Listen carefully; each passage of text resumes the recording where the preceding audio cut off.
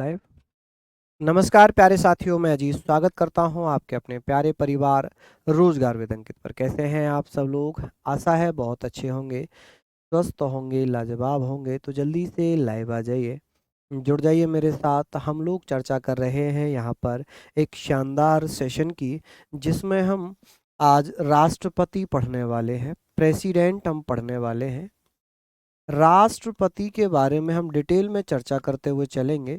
राष्ट्रपति, प्रेसिडेंट। देखिए, प्रेसिडेंट की बात आएगी तो हमें बहुत सारी चीजें याद रखनी है।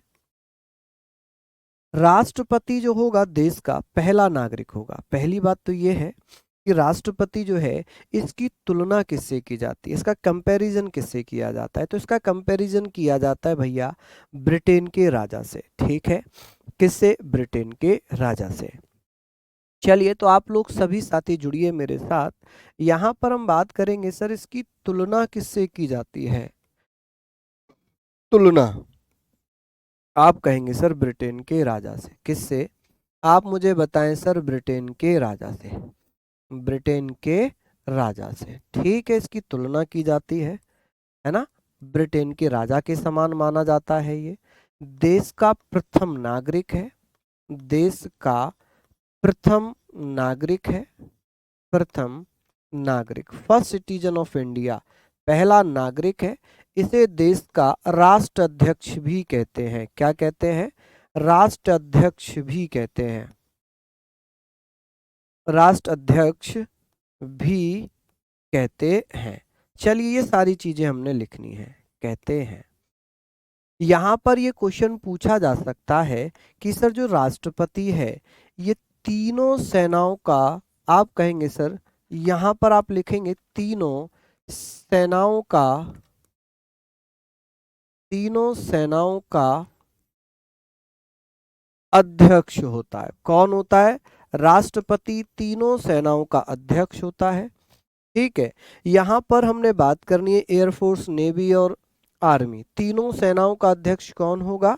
आप कहेंगे sir supreme commander of, supreme commander of आर्मीज, army, air force and navy. समझ रहे हैं आप लोग भैया? तो ये सारी चीजें मैं आपको करा रहा हूं। हाँ, तबीयत खराब है, अभी भी फीवर है, अभी भी फीवर है, काफ़ी अच्छा खासा फीवर है अभी भी। लेकिन क्लास ऑफ ना हो इसलिए मैं आपकी क्लास कंटिन्यू रख रहा हूँ। यहाँ पर हमने पढ़ लिया। अब हम बात करेंगे सर, ये संविधान के किस भाग में रखा गया है? कौन से भाग में है ये? आप कहेंगे संविधान के किस पार्ट में इसको रखा गया है? तो पार्ट 5, संविधान का भाग 5।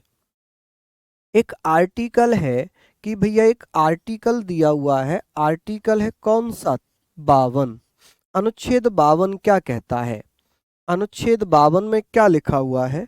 आप कहेंगे सर अनुच्छेद 52, 52, 52 में लिखा है कि भैया देश में एक राष्ट्रपति होगा।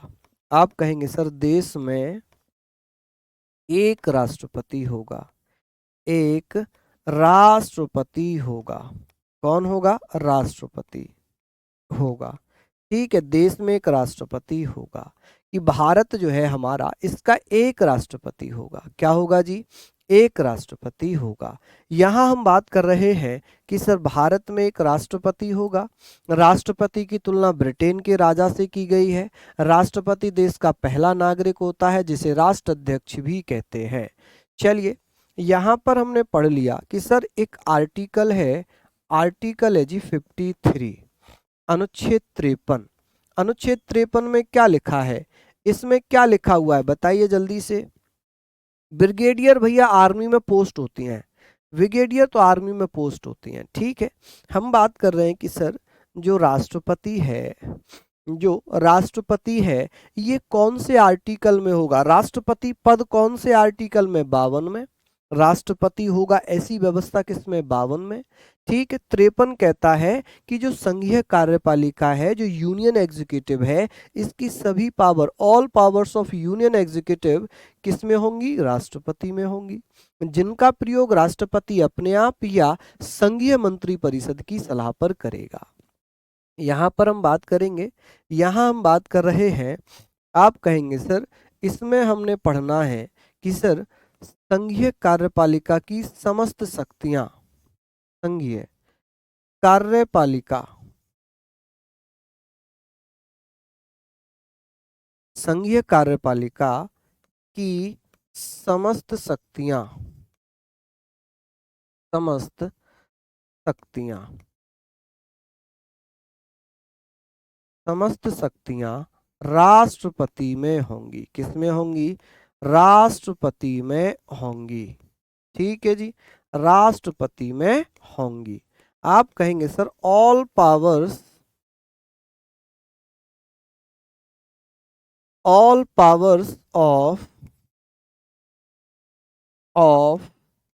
Union executive, union executive, union executive, all powers of union executive किसमें होंगी? President, union executive in the president, कि राष्ट्रपति में सभी कौन सी? President, in the president. और ये ध्यान रखना कि इन शक्तियों का प्रयोग, इन शक्तियों का प्रयोग या यूज कौन करेगा? यहां आप लिखेंगे सर इन शक्तियों का प्रयोग या यूज, शक्तियों का प्रयोग।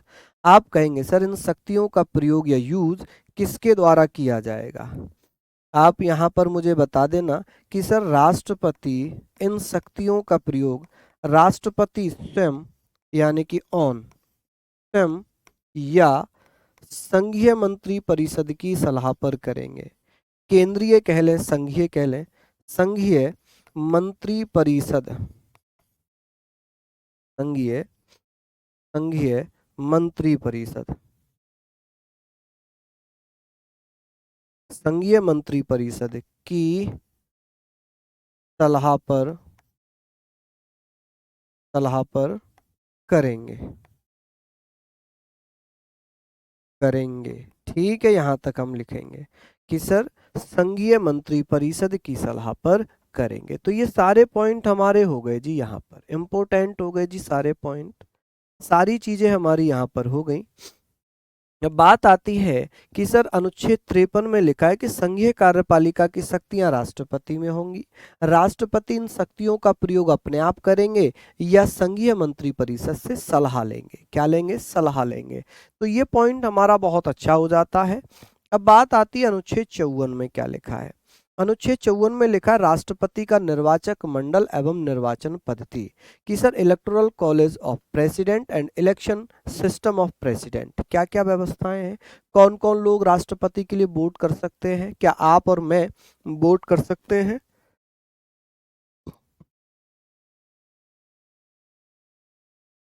अनुच्छेद 54, अनुच्छेद 54 की अगर मैं बात करता हूं, आप कहेंगे सर इसमें लिखा है राष्ट्रपति का निर्वाचक मंडल, राष्ट्रपति का निर्वाचक मंडल, क्या लिखा है? निर्वाचक मंडल। ठीक है जी, निर्वाचक मंडल एवं पद्धति, पद्धति। ठीक है जी, निर्वाचन की जो पद्धति होती है। आप कहेंगे सर इलेक्टोरल कॉलेज या presidents, presidents electoral college, electoral college and electoral college and method, कि सर उसका चुनाव क्या होगा, उसका मेथड क्या होगा, कि राष्ट्रपति के लिए कौन कौन लोग वोट करेगा, कौन कौन लोग वोट करेगा। सर आज भी तबीयत ठीक नहीं है क्या? योगेश कुमार जी पिछले 4-5 दिन से तबीयत ठीक नहीं है। उसका कारण यह है प्रॉपर रेस्ट ना लेना, है ना, प्रॉपर रेस्ट ना लेना। अगर आपको फीवर होगा, अगर फीवर में भी आप कंटिन्यू पढ़ाते रहेंगे, पढ़ते रहेंगे, तो तबीयत थोड़ा सा टाइम लेगी सही होने में, है ना। लेकिन रेस्ट है ही नहीं, क्लास बंद करें तो आपकी दिक्कत, आपकी क्लासेस ऑफ हो जाएंगी, तो थोड़ी सी समस्या वहाँ होगी। हम बात कर रहे हैं, हम बात कर रहे हैं कि प्रेसिडेंट इलेक्टोरल कॉलेज, इसमें हम क्या पढ़ेंगे? इसमें हम पढ़ेंगे कि सर राष्ट्रपति का जो चुनाव है उसमें कौन कौन लोग हिस्सा लेते हैं। देखिए इलेक्टोरल में, इलेक्टोरल कॉलेज और मेथड, अगर मैं इसकी बात करता हूं तो चुनाव होता है अप्रत्यक्ष, चुनाव कैसे होता है राष्ट्रपति का? अप्रत्यक्ष होता है, अप्रत्यक्ष चुनाव होता है। ये तो आप जानते ही होंगे कि सर राष्ट्रपति का अप्रत्यक्ष चुनाव होता है, इनडायरेक्ट इलेक्शन होता है। कैसा होता है? Indirect election, indirect election. लेकिन बात ये आती है कि इनडायरेक्ट इलेक्शन में आप और हम वोट नहीं कर सकते, बल्कि हमारे द्वारा चुने हुए प्रतिनिधि वोट करते हैं। अब बात आती है निर्वाचक मंडल की। निर्वाचक मंडल में वोट कौन कौन कर सकता है? जैसे संसद के निर्वाचित सदस्य, संसद के निर्वाचित सदस्य, निर्वाचित सदस्य, संसद के निर्वाचित सदस्य यानी कि elected member of, elected members of, elected members of parliament, parliament कि भाई संसद के निर्वाचित सदस्य, लोकसभा राज्यसभा के जीते हुए सदस्य, लोकसभा राज्यसभा के जीते हुए सदस्य। ठीक है जी। अब बात यहां पर आएगी कि सर राज्य विधानसभाओं के निर्वाचित सदस्य, राज्य विधानसभाओं के निर्वाचित सदस्य, विधानसभाओं के निर्वाचित सदस्य के निर्वाचित सदस्य, निर्वाचित सदस्य यानी कि आप कहेंगे sir elected member, elected members of state legislative assembly, state legislative assemblies, legislative assemblies, assemblies के सर स्टेट लेजिस्लेटिव असेंबली, राज्य विधानसभाओं के जीते हुए सदस्य यानी कि MLA, member of legislative assembly, जो जीत कर आए। ठीक है, जीते हुए सदस्य। फिर यहाँ पर नोट लिखिएगा, नोट लिखिएगा कि सर 70वां संविधान संशोधन किया गया, कॉन्स्टिट्यूशनल अमेंडमेंट किया गया 1992 में या 90 में? आप कहेंगे सर 1992 में। क्या 90 में हुआ था? बताइए। कि सर बहुत अच्छा क्वेश्चन यहाँ पर बनेगा कि सर दिल्ली पुदुचेरी विधानसभाओं के सदस्यों को राष्ट्रपति के चुनाव में हिस्सा लेने का अधिकार कब दिया गया था? कौन कौन लोग भैया यहाँ पर बता देंगे? चलिए फटाफट से बताइए। चलिए, 70वां संविधान संशोधन अधिनियम कब हुआ था? बताएं आप। आप कहेंगे सर 70वां संविधान संशोधन अधिनियम 70वां संविधान संशोधन अधिनियम 1992, जिसमें ये कहा गया, जिसमें कहा गया कि दिल्ली पुदुचेरी विधानसभाओं के निर्वाचित सदस्य भी दिल्ली पुदुचेरी, दिल्ली पुदुचेरी विधानसभाओं के, विधानसभाओं के निर्वाचित सदस्य, निर्वाचित सदस्य। ठीक है, ये लोग राष्ट्रपति के चुनाव में हिस्सा ले सकते हैं। ये जो है ना, ये दिल्ली और पुदुचेरी, ये कौन है? ये केंद्र शासित प्रदेश है। ये क्या है? आप कहेंगे सर केंद्र शासित प्रदेश। अब तो जम्मू कश्मीर भी केंद्र शासित प्रदेश बन गया है। तो भैया दिल्ली पुदुचेरी केंद्र शासित प्रदेश है, इन्हें राष्ट्रपति के चुनाव में हिस्सा लेने का अधिकार कब मिला? इन्हें ये अधिकार मिल गया जी कब? 70वां संविधान संशोधन अधिनियम 1992 में। ठीक है, ये हमने पढ़ लिया। और अब तो जम्मू कश्मीर भी केंद्र शासित प्रदेश है, तो जम्मू कश्मीर विधानसभा के निर्वाचित सदस्यों को भी राष्ट्रपति के चुनाव में हिस्सा लेने का अधिकार है। निर्वाचित का मतलब है कि राष्ट्रपति के चुनाव में केवल इलेक्टेड सदस्य ही वोट कर सकते हैं, यही लोग राष्ट्रपति के लिए वोट करते हैं। अब बात आती है अनुच्छेद 55 की। आर्टिकल 55 क्या कहता है? अनुच्छेद 55 में क्या लिखा है? अनुच्छेद 55 के बारे में हम बात कर रहे हैं। अनुच्छेद 55 कहता है कि सर राष्ट्रपति के निर्वाचन की रीति। राष्ट्रपति का निर्वाचन कैसे होता है? राष्ट्रपति का चुनाव कैसे होगा? आप कहेंगे सर राष्ट्रपति का चुनाव होता है आनुपातिक प्रतिनिधित्व मत पद्धति के अनुसार एकल संक्रमणीय मत प्रणाली द्वारा, जिसे हम सिंगल ट्रांसफेरेबल वोट सिस्टम कहते हैं। ठीक है जी, चलिए बहुत बढ़िया, यहां तक आप लोग लिख लीजिए। फटाफट से पीछे कर देता हूं जी, लिखिए। हाँ जी,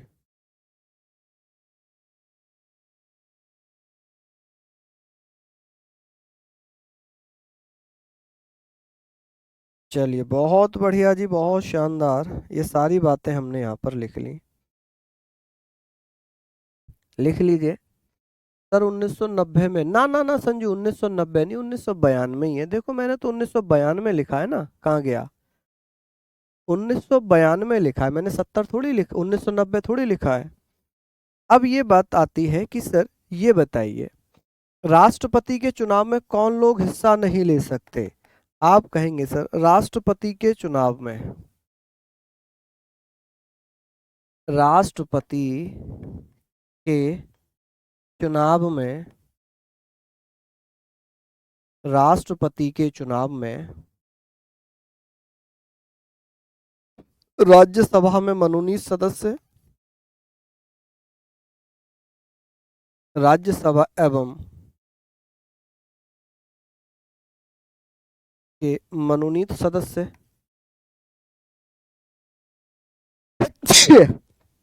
मनोनीत सदस्य एवं राज्य विधानसभाओं के, राज्य विधान परिषदों के सदस्य, विधान परिषदों के सदस्य, के सदस्य चुनाव में हिस्सा नहीं लेते। ठीक है जी, चुनाव में, ऊपर लिखा राष्ट्रपति के चुनाव में राज्यसभा के मनोनीत सदस्य एवं राज्य विधान परिषदों के सदस्य हिस्सा नहीं लेते। ठीक है, हिस्सा नहीं लेते। चलिए बहुत बढ़िया, नहीं लेते, ये पॉइंट आप लिखिए। क्यों? क्योंकि विधान परिषद में, जो विधान परिषद है वो मात्र 6 राज्यों में, सभी राज्यों में विधान परिषद नहीं है। अब यहाँ पर बात थी राष्ट्रपति के निर्वाचन की रीति। इसमें क्या लिखा है? राष्ट्रपति के निर्वाचन की रीति, निर्वाचन की रीति। आप कहेंगे सर राष्ट्रपति के निर्वाचन की रीति, manner of the election of the president, manner of the election of the president. अब बात यहाँ पर आएगी कि भैया ये और बता दो किसका चुनाव कैसे होता है? आप कहेंगे सर आनुपातिक,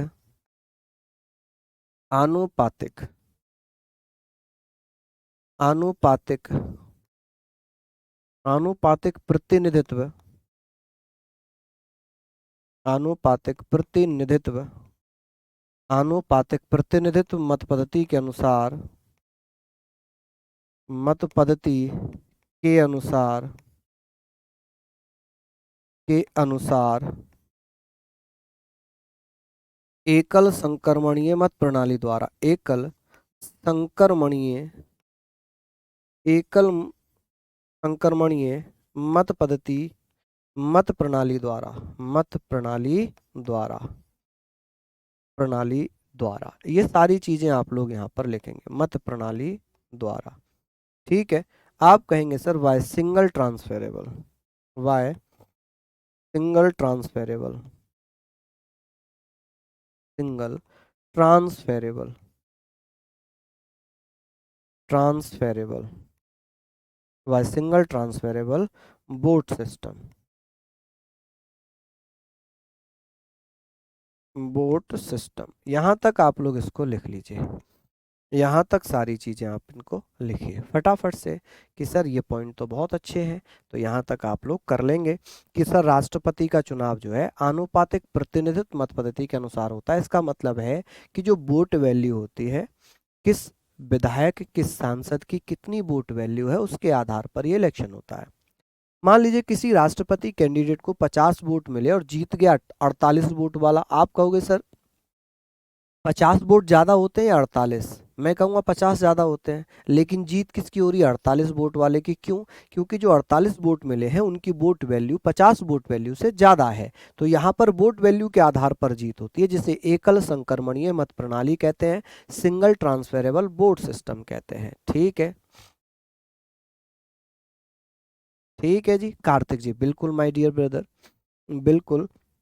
देखिए, इसको हम क्या बोलेंगे? आप कहेंगे सर इसको हम बोलते हैं आप बोलेंगे proportional, proportional representation both method के अनुसार सिंगल ट्रांसफरेबल वोट सिस्टम। ठीक है, अब बात आ गई कि सर अनुच्छेद 56 क्या कहता है? अनुच्छेद 56 में क्या लिखा है? अनुच्छेद 56 में लिखा राष्ट्रपति का कार्यकाल, कि राष्ट्रपति जिस दिन शपथ ग्रहण करता है उससे कितने समय तक अपने पद पर रहता है। राष्ट्रपति का कार्यकाल, राष्ट्रपति का कार्यकाल, कार्यकाल यहां पर आप लिखेंगे ना टेन्योर ऑफ प्रेसिडेंट, कि सर राष्ट्रपति अपने पद पर कितने समय के लिए बना रहता है। राष्ट्रपति का जो कार्यकाल होता है वो होता है 5 साल का। कितने साल का? 5 साल का। लेकिन राष्ट्रपति समय से पहले भी उपराष्ट्रपति को त्यागपत्र दे सकता है। अगर ये चाहे तो अपना त्यागपत्र किसे देगा? अपना त्यागपत्र या रिजाइन किसको कर सकता है? ये अपना रिजाइन रेजिग्नेशन किसको दे सकता है? आप कहेंगे सर ये रेजिग्नेशन किसको दे सकता है? तो ये उपराष्ट्रपति को अपना त्यागपत्र सौंप सकता है। किसको? उपराष्ट्रपति को।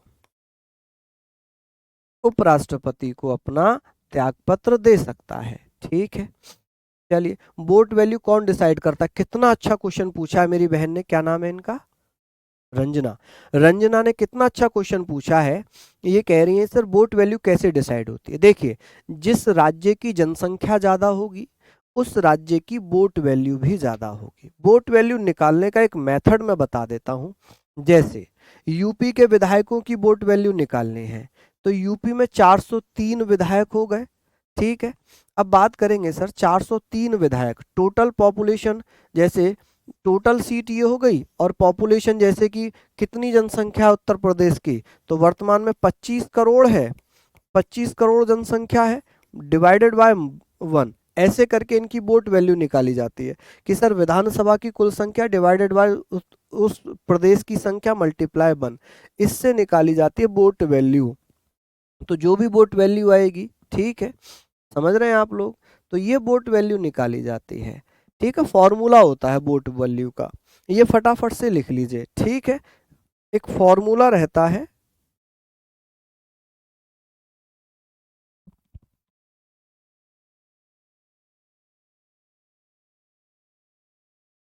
19 करोड़ तो नहीं है, 19 करोड़ तो 2011 की जनगणना के अनुसार था। वर्तमान में तो उत्तर प्रदेश की जनसंख्या 25 करोड़ के आसपास है। कितनी है? 25 करोड़ के आसपास है। ठीक है, चलिए बहुत बढ़िया, यहाँ पर आप लिखिएगा फटाफट से।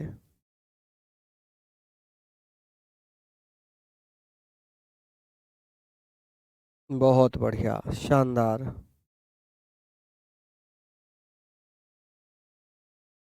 लिख लीजिए फटाफट से ये, है ना, यहाँ तक आप लिखेंगे।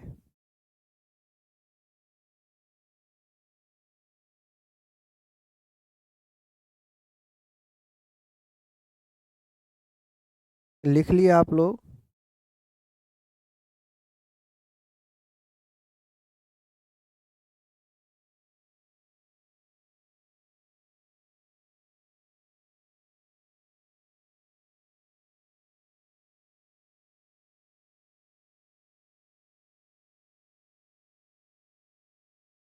लिख लीजिए, हाँ जी, बहुत बढ़िया। ये सारे पॉइंट हमारे हो गए क्लियर। आगे बात करते हैं, यहाँ तक हमने पढ़ा। अब अनुच्छेद 57 में क्या लिखा है? अनुच्छेद 57 क्या कहता है? 57, 57 में हम पढ़ रहे हैं कि सर 57 में हम पढ़ रहे हैं कि सर राष्ट्रपति को कार्यकाल से पहले हटाया जा सकता है। बिल्कुल, महाभियोग के द्वारा। भी अनुच्छेद 61 पढ़ेंगे, मैं सीक्वेंस में पढ़ा रहा हूँ सारी चीजें।